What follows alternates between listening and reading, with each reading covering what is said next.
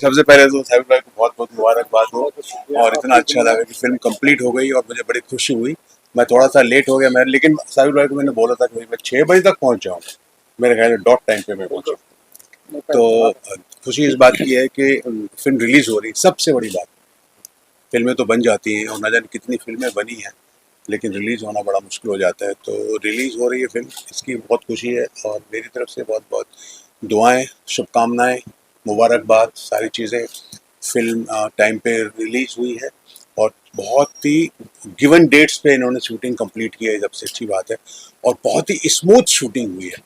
और जब मुझे ये रोल सुनाया गया तो मुझे बहुत अच्छा लगा, क्योंकि जनरली मुझे जिस तरह के रोल मिलते हैं वो आपको मालूम है ना। कोई इंस्पेक्टर का दे दिया, कुछ कॉमेडी हो, कुछ इस तरह का, लेकिन इसमें थोड़ा एक लड़की के बाप का रोल है, जो इमोशन है उसमें, सीरियसनेस है। और मेरी बेटी जो है वो जो है एक शिकार होती है, धोखे का शिकार होती है, गलत लड़के के जंगल में पड़ करके उसका मर्डर होता है, इनकाउंटर होता है। तो जिस तरह का ट्रेलर भी बता रहा, दर्शा रहा है, तो इस तरह के इनकाउंटर्स नहीं होने चाहिए। एक तरह से ये भी सबक है ये। और मेरी बस आप लोगों से गुजारिश है, मीडिया पर्सन, अगर आज मीडिया वाले ही है जो फिल्मों को भी जो बहुत ज़्यादा प्रमोशन करते हैं, तो जितना ज़्यादा आप अच्छा लिखेंगे और जितनी ज़्यादा तारीफ करेंगे उतना ही अच्छा इस फिल्म के लिए होगा। रोल के बारे में बताइए। अब मेरा रोल बोला बताया ना मैंने, थोड़ा लड़की के बाप का रोल है, हीरोइन के बाप का रोल है एक्चुअली। और किस तरह से हम उस लड़के पे बिलीव करते हैं, भरोसा करते हैं और अपनी लड़की की शादी उससे करवा देते हैं, और लेके जाता है और उसको कहाँ उसने गलत राह पे उसको लगा दिया, और इस तरह से लड़की हमारी बेटी का इनकाउंटर होता है। उसी सदमे में मेरी मौत भी हो जाती है फिल्म में। तो बहुत अच्छा इमोशनल था और मुझे करने में मज़ा इसलिए भी आया क्योंकि इस तरह के रोल्स मुझे बहुत कम मिलते हैं। तो आई एंजॉयड द रोल, बहुत अच्छा लगा। सर, साबिर सर के साथ काम करके आपको कैसा लगा? आपने बहुत बड़े महान कैरेक्टर के साथ किया है। नहीं, मेरा तो ये रहता है कि डायरेक्टर कोई भी हो, जब हम चाहे वो साबिर साहब हों या फिर कोई बहुत बड़ा डायरेक्टर राजकुमार संतोषी या हिरानी क्यों ना हो, तो हम अपना अपना काम पूरा ईमानदारी से करते हैं और पूरी इज्जत देते हैं डायरेक्टर को। आप पूछ सकते हैं साबिर भाई से कि भाई director is the captain of the ship, तो वो जैसा बोलेगा वैसा हमको करना, और हम पूरी ईमानदारी के साथ करते हैं। और साबिर भाई बहुत अच्छे रहे, बहुत प्यारे, स्मूथ, बहुत ही शांत, काम एंड क्वाइट। इन्होंने इस तरह से काम किया है, बिल्कुल बहुत मोहब्बत से, बहुत प्यार से और सिंसियरिटी के साथ काम किया है, और वो देखने को मिलता है। ट्रेलर में दिख रहा है, फिल्म में भी देखेंगे आप, फिल्म बहुत अच्छी बनी। मुश्ताक सर, जैसे इस फिल्म के अंदर एक दिखाया गया है, अभी तक तो सब कुछ सही दिखाया है, लेकिन इसमें बार बार ये सुनने में आ रहा है मीडिया को फेक दिखाया है। तो आपको लगता है कि मीडिया फेक है? मीडिया मीडिया उसमें बताया गया है कि फेक मीडिया ने उछाला है, तो मीडिया फेक का सर आपके समझ में नहीं आ रहा है। नहीं, मुझे लगता है फेक मीडिया। राजा मुराद और सवाज खान पहली बार लग रहा है नेगेटिव से पॉजिटिव स्पेक्ट्रम का जो भी है, क्या करेक्टर क्या है सवाज खान? ये एक इनकाउंटर स्पेशलिस्ट है और हसन भाई भी इनकाउंटर स्पेशलिस्ट है, तो उनके सिचुएशन, उनके हालात इस टाइप से होते हैं, उस हिसाब से वो लोग काम करते हैं। और जो उनको ऑर्डर्स या इंटेलिजेंस की जो रिपोर्ट्स मिलती है, जो इन्फॉर्मेशन मिलती है, उसके हिसाब से अपनी ड्यूटी निभाते हैं। इस फिल्म के सोसाइटी को क्या मैसेज? सोसाइटी को तो मेरे ख्याल है कि देखिए क्या है, जो पहली बात तो ये कि जो माँ बाप हैं उनको चाहिए कि अपने बच्चों को जो है उस पर नज़र रखें कि उनकी दोस्ती किसके साथ में है, किसके साथ मिलते हैं, और अनजाने में जो है किसी के साथ में कोई ऐसे ताल्लुक बन जाते हैं जिससे फर्क। और पूरी मतलब और पूरी इंक्वायरी करना चाहिए लड़के की, कौन है, क्या है, कहाँ से आया, क्या कर रहा है, बहुत जरूरी है। ये एक सबक है बहुत जरूरी माँ बाप के लिए। कोई भी हो, कई लोग हैं जो मतलब मासूम या कहीं फंसे हुए हैं सिर्फ दोस्ती की वजह से। Thank you sir, thank you. और हमारे जो प्रोड्यूसर है प्रदीप चौरियाल, उन्होंने ये सब्जेक्ट सेलेक्ट किया था प्रदीप चुरीवाल। इससे पहले भी उन्होंने रियल स्टोरी पर ही फिल्म बनाई थी, डार्क चॉकलेट। ये सब्जेक्ट भी उनका ही था, उन्होंने सिलेक्ट किया था कि इसके ऊपर हम लोग कुछ बनाते हैं इस टाइप का, और तब हम लोगों ने बनाया। और मुश्ताक भाई और सिद्धांत और जितने भी आर्टिस्ट हैं, उन लोगों ने, पूरी टीम ने इतना सपोर्ट किया कि I am so much thankful. मतलब सभी लोगों के लिए मैं बहुत बहुत शुक्रिया आप लोगों का भी और पूरी टीम का, क्योंकि बिना किसी कॉपरेशन के कुछ काम नहीं हो सकता, टीम वर्क होता है। हमारे स्पॉन्सर के टॉप तक। Thank you.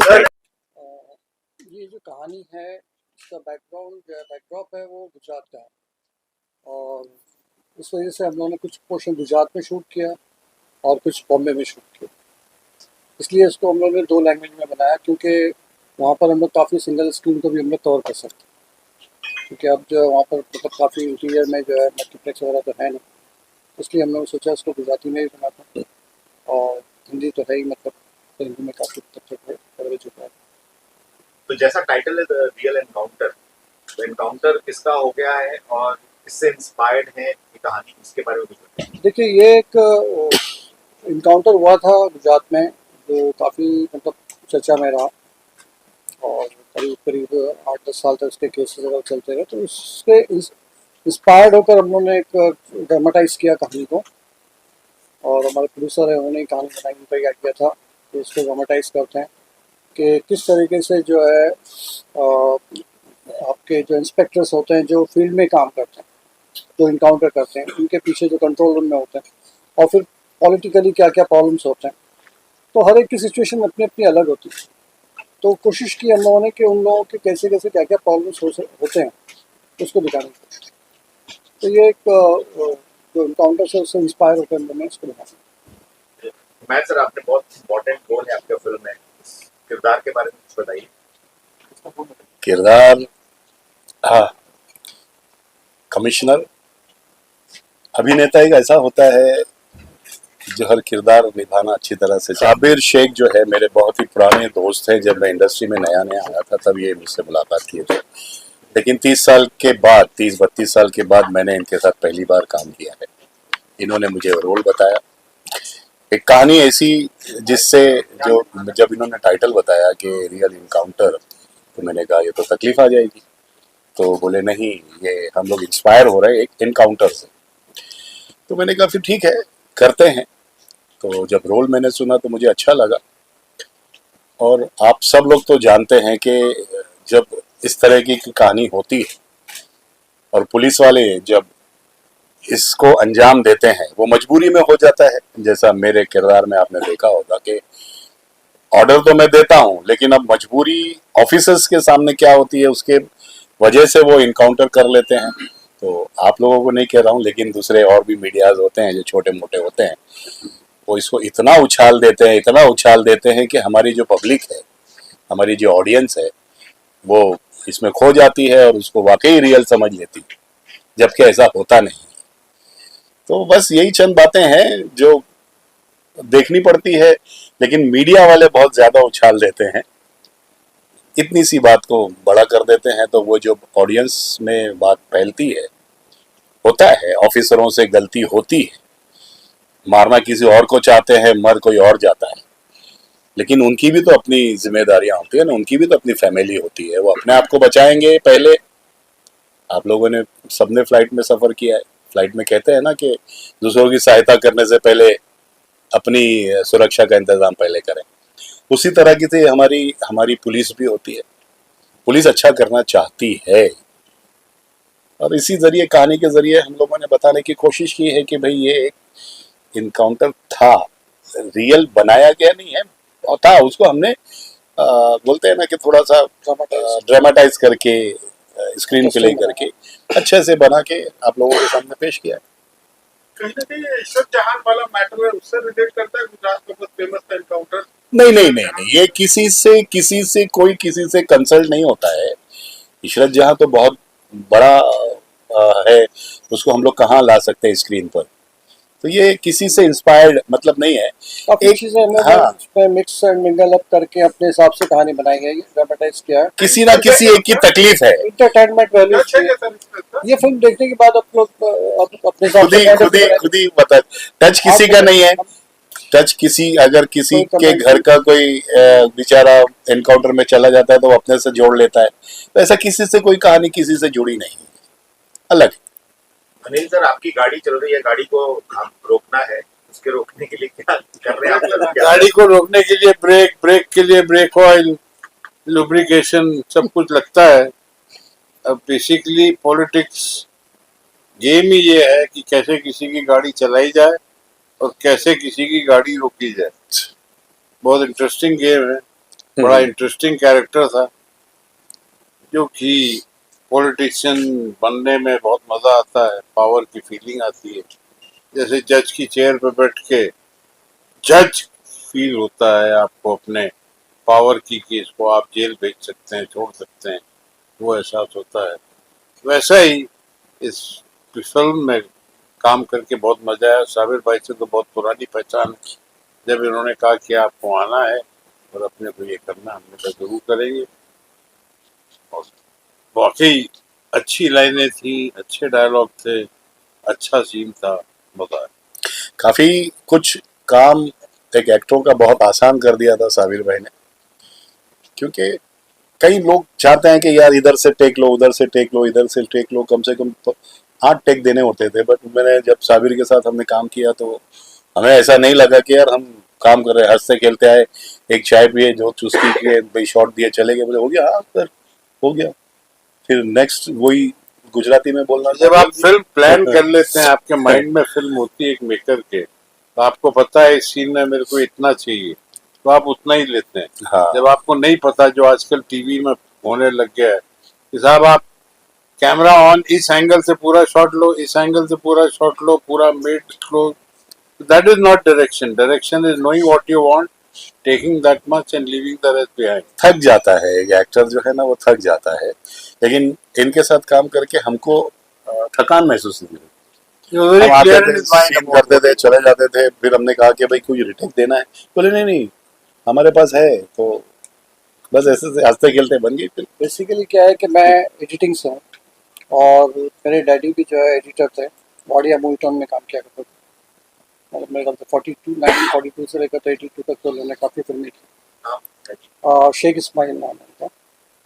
हम लोगों ने मतलब रिपोर्टर राजू में फिरोज खान को इंट्रोड्यूस किया था, और उसके बाद में फिर दरी वाला क्या संजीव कुमार को निशान में इंट्रोड्यूस किया था। काफ़ी मतलब पारस मनी वगैरह काफ़ी फिल्म। तो मैं बचपन से एडिटिंग महिला पे हम लोग देखा था। फिर जब मैं शुरू हुआ तो एडिटिंग से ही शुरू हुआ। तो मैं शुरुआत में एडिटिंग में था, जब फिर डायरेक्शन में आया तो फिर रमेश जी से लेकर फिर आदमी में मुकुल जी के साथ में काफ़ी लोगों के साथ में काम। तो हमने सोचा कि ये जब से ये डिजिटल आ गया तो लोग क्या करते हैं कि पहले क्या हमारा एक प्रेशर होता था कि हम एक्स्ट्रा स्टॉक यूज नहीं करेंगे, स्टॉक महंगा होता था। तो वो एक हमारा स्कूलिंग है कि जितना चाहिए उतना ही पहले ही डिफाइन कर लें। और मल्टी कैमरा सेटअप सभी लोग कहते हैं आज की तारीख में कि अच्छा होता है, लेकिन उसमें जो भी लाइटिंग होती है उसमें एक point of view correct cameraman कर सकता है, बाकी चीज़ें जो है बाद में फिर DI में करेक्ट की जाती है। और कई सीन्स ऐसे होते हैं जो मल्टी कैमरा सेटअप पे अच्छा होता है, क्योंकि परफॉर्मेंस वाइज हर सीन में ज़रूरत नहीं होती।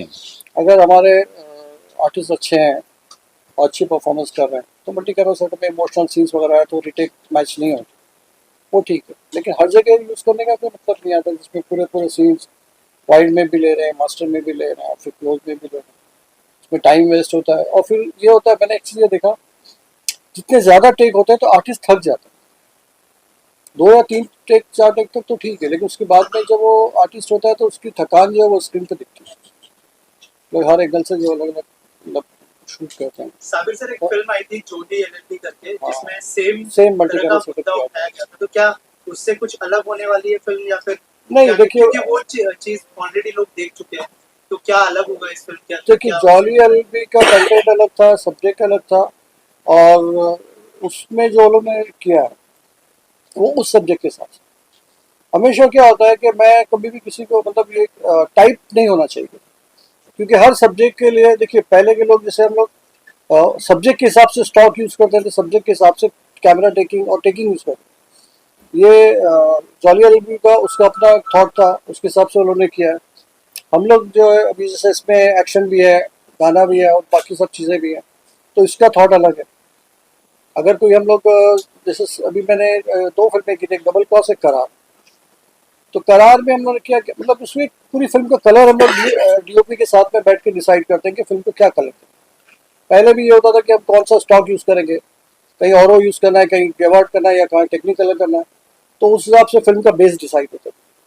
और टेकिंग भी मेरे ख्याल से उसी टाइप से डिसाइड होनी चाहिए कि हर जगह जो है हम लोग कैमरा हैंडल शॉट्स यूज़ नहीं कर सकते।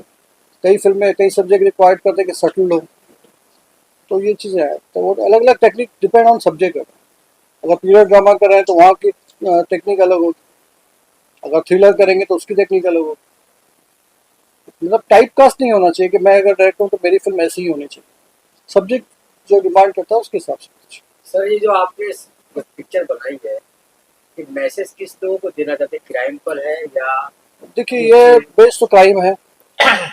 अब इसमें क्या है कि जो क्रिमिनल है उनका पॉइंट ऑफ व्यू, और जो पुलिस जो ऑफिसर्स हैं जो लोग इनकाउंटर करते हैं, जो लोग किया है, उनका उनकी उस फील्ड में सिचुएशन उनकी क्या होती है। फिर उनके जो हेड्स होते हैं, जैसा भी ये है डीआईजीज और जो कंट्रोल रूम में जो बैठे होते हैं, उन पर क्या प्रेशर होता है।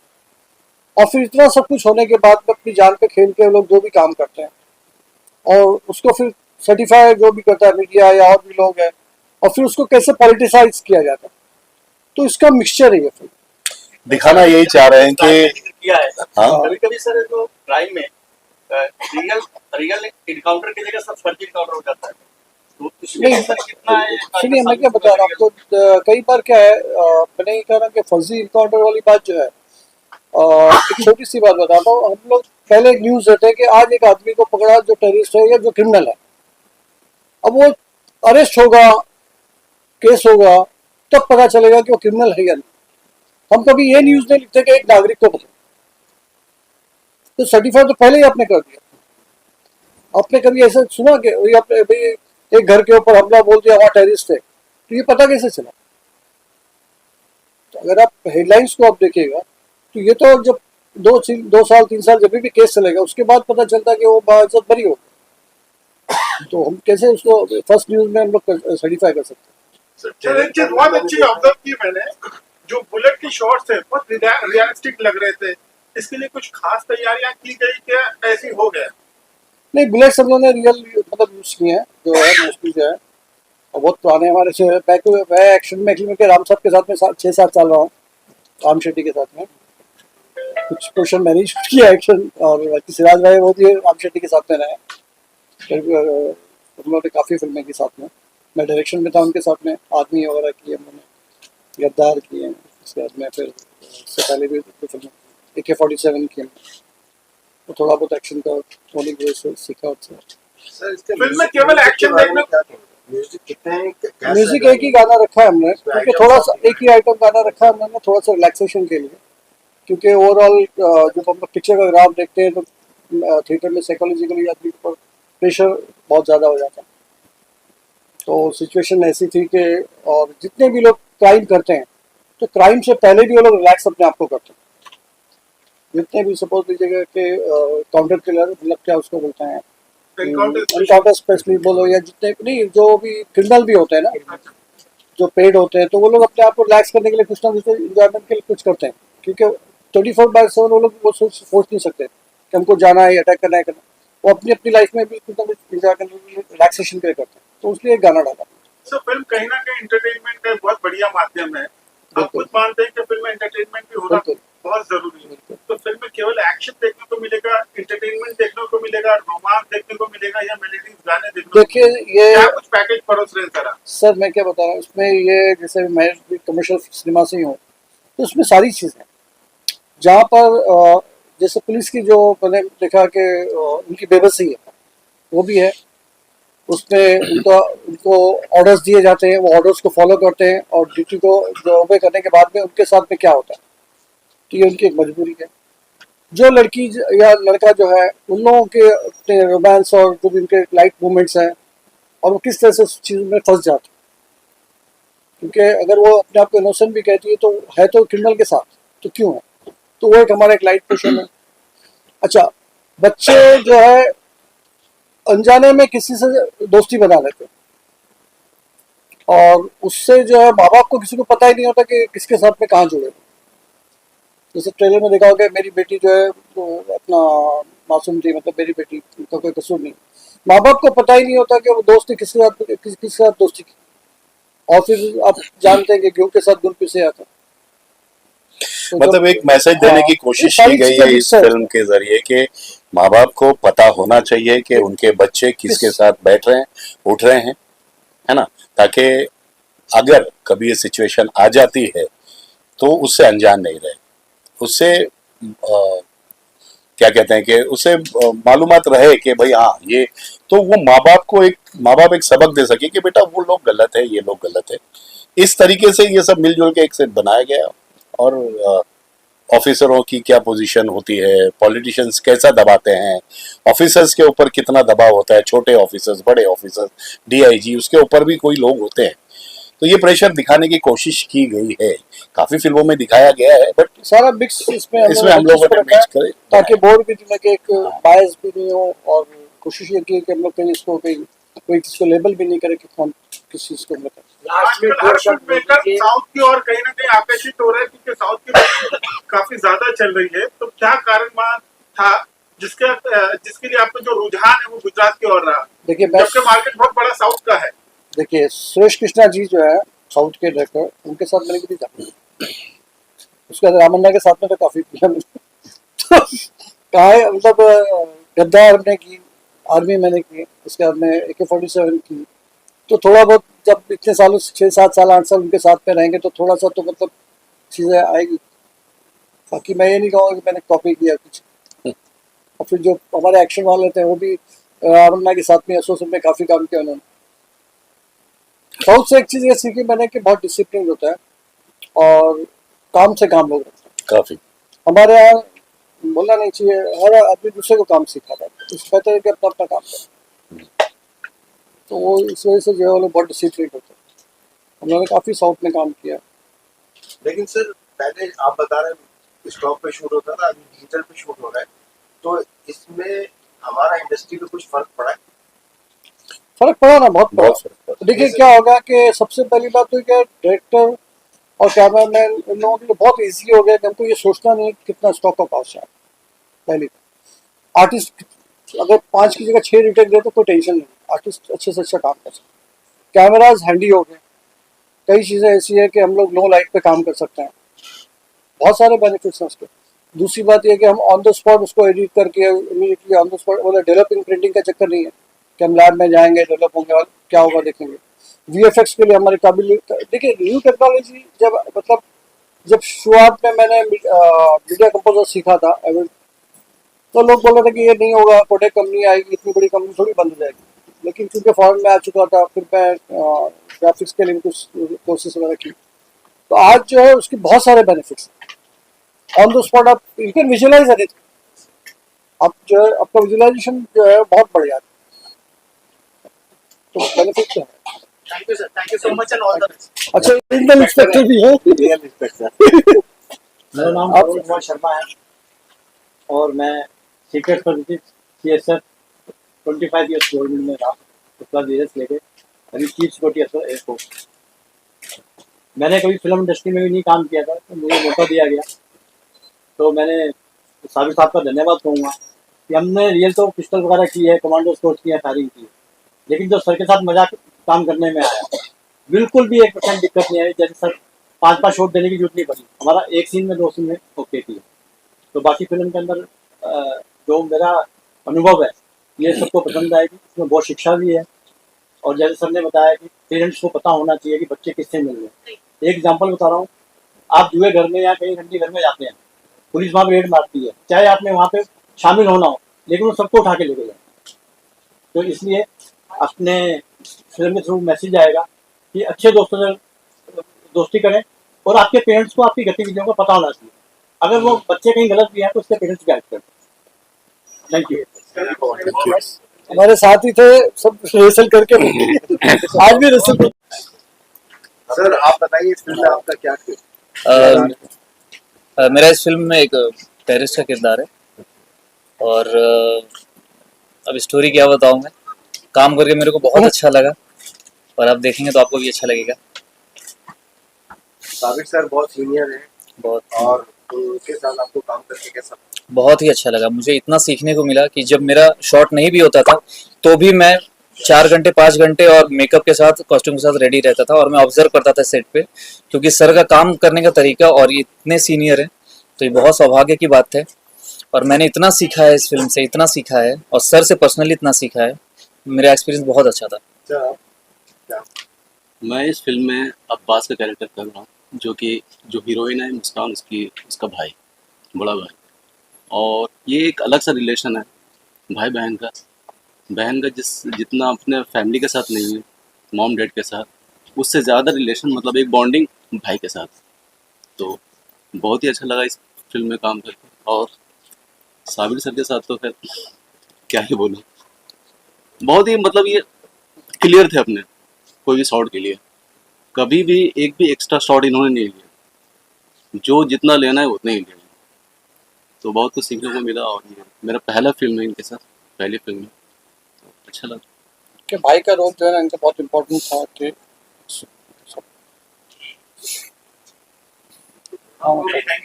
Thank you so much. Thank you.